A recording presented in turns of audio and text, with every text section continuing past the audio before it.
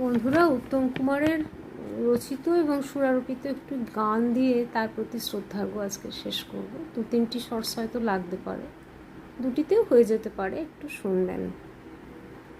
আমি যাই, চলে যাই, যাই, চলে যাই, আমায় খুঁজো না তুমি বন্ধু, বুঝো না ভুল, কাল সে আলেয়া শুধু আমি সে আলোর ঝরা ফুল, যেটুকু সুরভি ছিল